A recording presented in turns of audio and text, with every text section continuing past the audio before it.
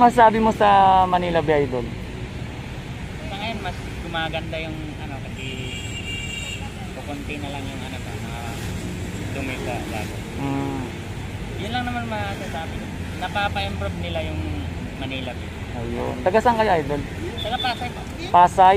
Pasay City. Diyan tayo Manila. Welcome back mga ka-idol sa ating YouTube channel, sa ating update ngayon dito nga sa may Manila Bay.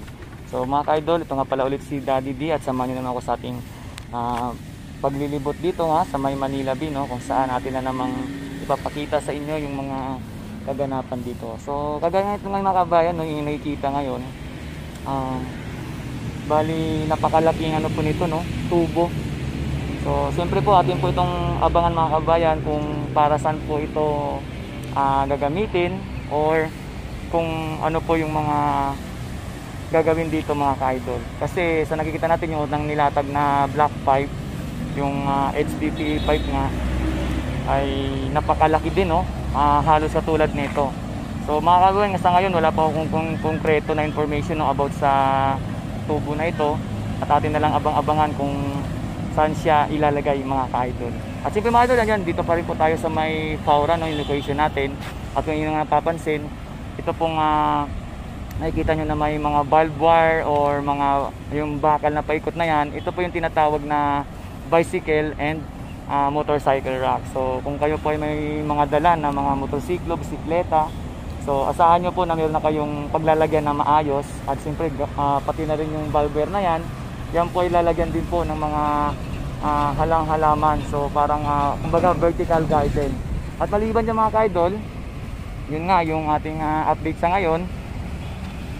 So dito po sa ating Manila Bay ay marami po talagang nagaganap. Kahit po sa may sa may phase 1 po, no, yun yung napapansin. Talagang ang layo na po ng inabot ng paglalatag ng dolomite sand. So dito nga po sa ating kinakatayo mga kabayan, kung nakikita nyo yung buhangin na gabundok na yan, ay talagang napakarami po, no? At talagang siguro after may ilatag itong black pipe na ginagawa sa ngayon ng ating mga scuba divers na naman, yung paglatag ng tube sinkers, ay sunod-sunod na itong mga kabayan na lalagyan na ng buhangin. So dito po sa ating Manila Bay ay marami po talaga ngayon ng nagbabago. Talagang nakikita na po talaga natin yung mga pagbabago, no, na talaga ng mga kaabang-abang siyempre mga ka-idol. At siyempre po doon po sa may phase 2 mga kabayan, kung yung napapansin, no, napakalapad na po ng inabot ng pinaglalatagan ng buhangin. So ayan po. At dito si Sir, aliw na magtampisaw sa may Manila Bay, no? Kasi nga parang asap maligo ngayon dahil nga sa sobrang init dito nga ngayon sa panahon ngayon sa Manila Bay. Talagang saka maliban po sa mainit, talagang nakakatokso po talaga maligo ngayon sa dagat ng Manila Bay. Kasi nga maliban sa malinaw po yung tubig, ay talagang napakalinis po mga kabayan. Tingnan nyo naman, no? Ayan.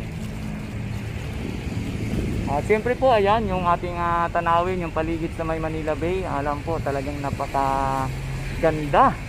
At sa tulong nga po ng mga nyug na yan na nakatayo dyan, so nakakabigay po ng payong, no, sa mga kababayan natin na nagpupunta dito para masilayan nga yung kagandahan ng Manila Bay.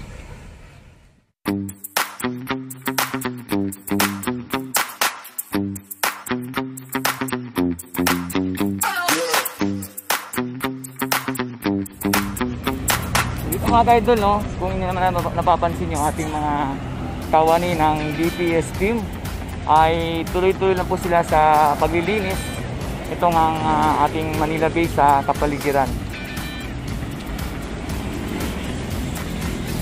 So sa ngayon po medyo talaga napakainit ng sobra yung ating panahon, pero hindi po sila nagpapatinag mga ka-idol, yung ating kawani ng mga DPS, para panatili po ang kalinisan ito nga paligid ng ating Manila Bay.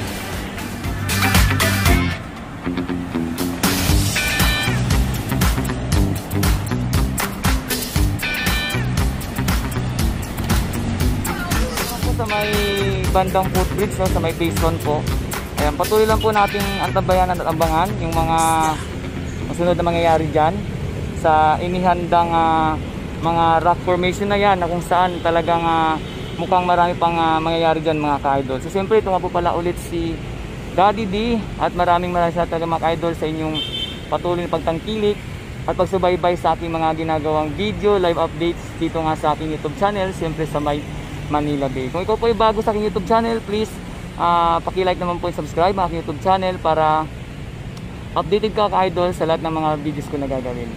Maraming salamat sa inyo mga ka-idol sa inyong suporta sa YouTube channel. Mag-ingat tayo palagi, more power, and God bless us all.